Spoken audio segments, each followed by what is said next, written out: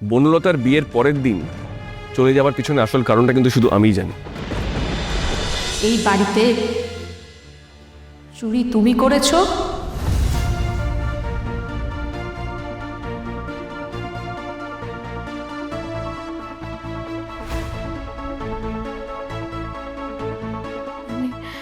আমি আমার স্পষ্টভাবে স্পষ্টভাবে বলো, আমি তোমার কাছ থেকে জানতে চাইছি তুমি চুরি করেছো কি না।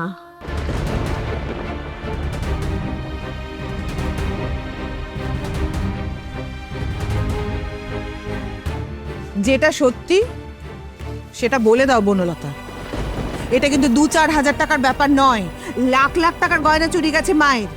আর যদি তুমি নিয়ে থাকো, কেন নিয়েছো? আর কৃষ্ণ যে ব্ল্যাকমেলের কথা বলছিল, সেটাও তো আমাদের জানা দরকার। এই বনলতা, এগুলো কিন্তু লুকিয়ে রাখা যাবে না, বলো। বুঝতে পারছো তুমি, এই কথাগুলো লুকিয়ে রাখা যাবে না।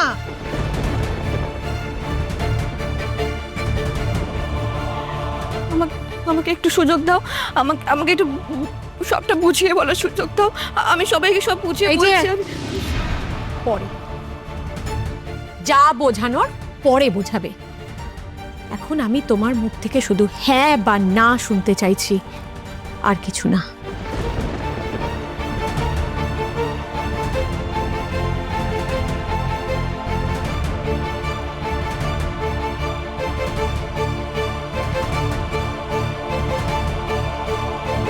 এদিক ওদিক তাকিয়ে লাভ নেই বনলতা।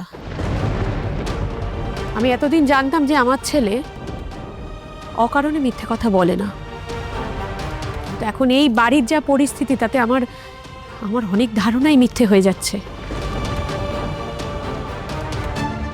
তাই তুমি বলো বনলতা, তুমি কি গয়নাগুলো চুরি করেছো?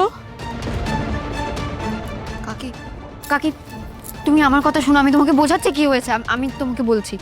এই আরে চোরা,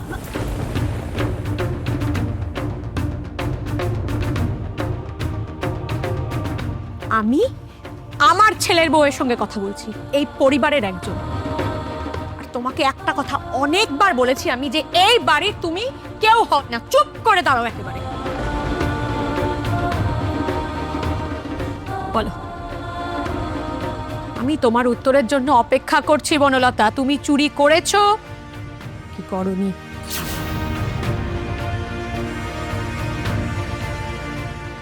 বনলতা, তোমাকে তো একটা কথা জিজ্ঞেস করছে, তার উত্তর দাও। আচ্ছা, তুমি ভয় পাচ্ছ কেন আমি বুঝতে পারছি না। এখানে যারা আছে সবাই তো বাড়ির লোক। দেখো, আমাদের সবারই তো বয়স হয়েছে, এই স্ট্রেসটা না আমরা নিতে পারছি না, জানো তো।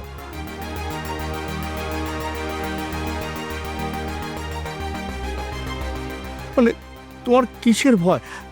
আচ্ছা, কে কে তোমাকে ব্ল্যাকমেল করছে বলো তো? কেন ব্ল্যাকমেল করছে, মানে কি কারণে ব্ল্যাকমেল করছে, সেটা আমাদের সবাইকে বলো না। আমি জানি না, আমি জানি না। প্লিজ আমাকে জোর করুন, আমি কিচ্ছু বলতে পারবো না। প্লিজ আমাকে জোর করুন। জানো না, কি জানো না তুমি বনলতা? তুমি চুরি করেছো না করনি সেটা তুমি জানো না? এটা হ্যাঁ বা না বলতে তোমার এত অসুবিধা হচ্ছে?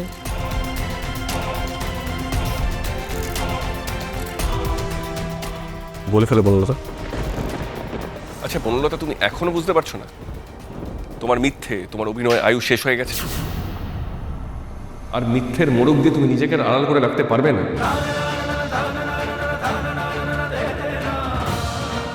জানো তো, আদালতেও যদি অপরাধী নিজের দোষ স্বীকার করে, তাহলে কখনো কখনো আদালতও তার উপরে নরম হয়। তুমি এখন পরিবারের আদালতের সামনে দাঁড়িয়ে বনলতা, অ্যাটলিস্ট সত্যি কথাটা বলে ফেলো। তোমাকে হয়তো কেউ মাফ করে দিতে পারে। বনলতা, তুই চুপ করে থেকে কিন্তু কোনো লাভ নেই। তোমার সেই বিয়ের দিন থেকে জমানো মিথ্যেগুলো কিন্তু সবকিছু ভেঙে পড়েছে।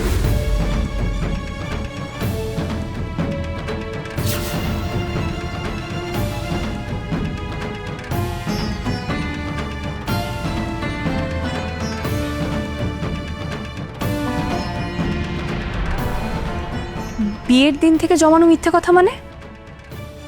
বৌদি ভাই, বনলতার বিয়ের পরের দিন চলে যাওয়ার পিছনে আসল কারণটা কিন্তু শুধু আমিই জানি।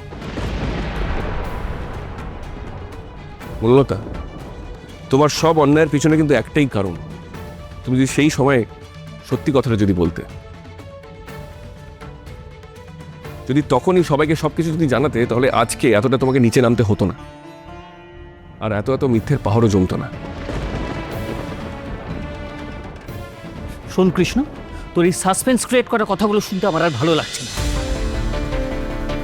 নয় তোরা সত্যি কথাটা আমাদের বল, নয়তো আমি পুলিশকে ফোন করছি।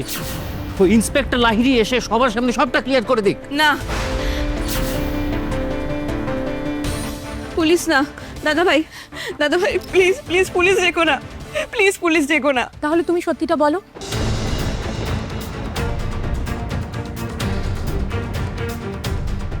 বলো, কে তোমাকে ব্ল্যাকমেল করে? কে সে? বনলতা, তার সাথে তোমার সম্পর্কটাই বা কি? বলো। বনলতা, যা বলার বলে দাও, বলে দাও তুমি।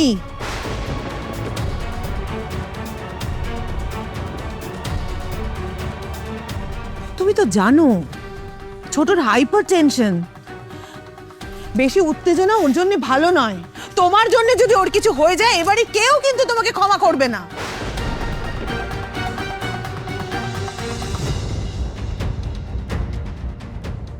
মা, কাম্মা, তোমরা একটু দাঁড়াও। ও ভয় পেয়ে গেছে, আমি ওর সাথে কথা বলছি। বনলতা, দেখো দেখো, বাবা বললো না যে আমরা সবাই তোমার বাড়ির লোক? এটা তো তোমারও বাড়ি, তোমারও পরিবার। পরিবারের মধ্যে কেউ না কেউ কখনো অন্যায় তো করেই ফেলে, করে ফেলতেই পারে, কিন্তু সেই অন্যায়টাকে নিজের মধ্যে চেপে রাখলে কারোর কিন্তু ভালো হয় না। কৃষ্ণ পুলিশের কাছ থেকে কিন্তু সবটা শুনে এসেছে, এতদিন চুপ থেকেছে, কাউকে কিচ্ছু বলেনি, আজকে বলছে। কেন বলো তো? কারণ আজকে আমরা লাজুকে ভুল বুঝে বাড়ি থেকে তাড়িয়ে দিচ্ছিলাম। এটাতে লাজুর কি বিরাট একটা ক্ষতি হতো ভেবে দেখেছো? তাই বাধ্য হয়ে কৃষ্ণ সবাইকে সত্যিটা জানাতে চাইছে, কিন্তু আনফর্চুনেটলি সেই পুরো ব্যাপারটাই আমাদের কাছে খুব আনএক্সপেক্টেড। তাই আমরা তোমার থেকে সত্যিটা জানতে চাইছি। দেখো, অন্যায় করে থাকলে বড়দের কাছে স্বীকার করে দিতে হয়, স্বীকার করে দিলে নিজের ভেতরটাও তো একটু হালকা হয়।